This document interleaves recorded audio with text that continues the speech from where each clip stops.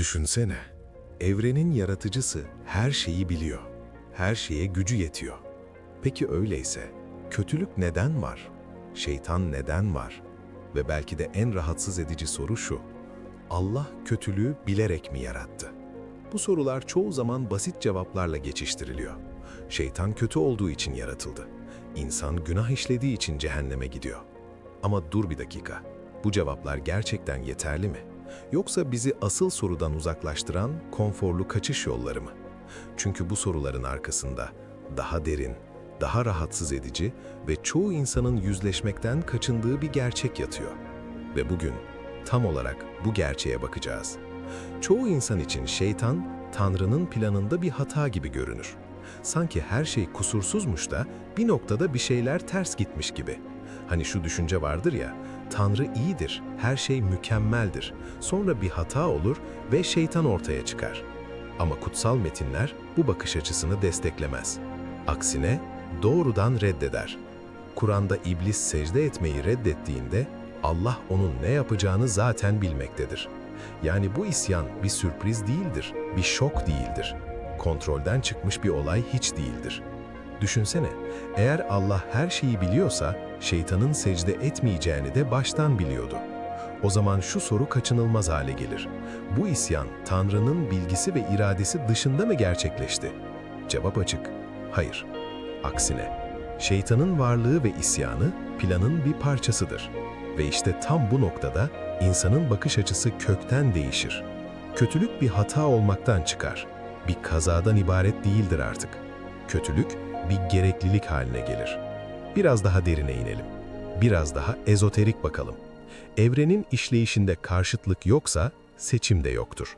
Seçim yoksa ahlak da yoktur. Ahlak yoksa imtihan tamamen anlamsızdır. Işık ve gölge, düzen ve kaos, iyilik ve kötülük. Bunlar birbirinden bağımsız kavramlar değildir. Aksine birbirlerini var eden karşıtlıklardır. Ve şeytan bu karşıtlığın en somut, en net, en rahatsız edici temsilcisidir. Şeytan sadece bir düşman değildir. Sadece korkulacak bir figür hiç değildir.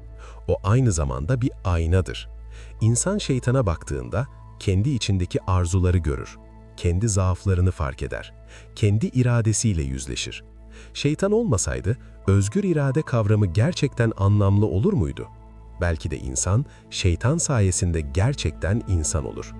Peki bu bakış açısı sadece Kur'an'a mı özgü? Hayır. Tevrat'ta da benzer bir tablo vardır. Satana, Tanrı'nın huzurunda bir savcı gibi konumlanır.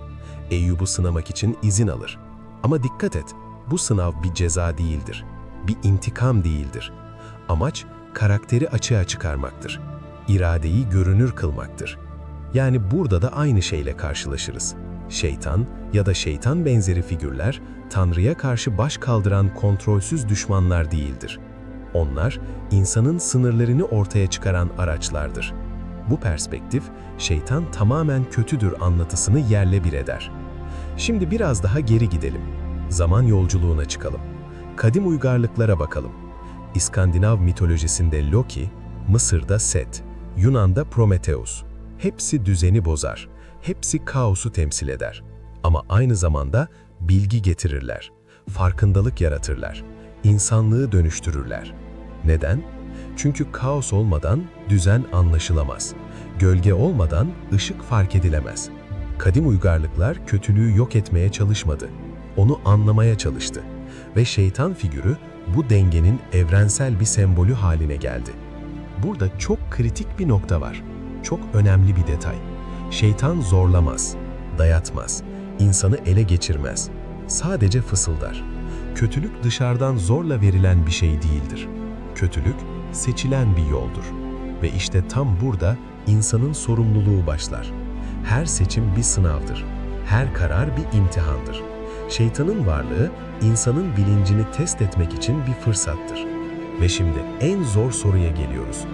Eğer şeytan olmasaydı insan gerçekten özgür olur muydu? Şeytan kötülüğün kaynağı değildir. O, karşıtlığın, seçimin ve bilincin simgesidir. Onun varlığı evrenin dengesidir.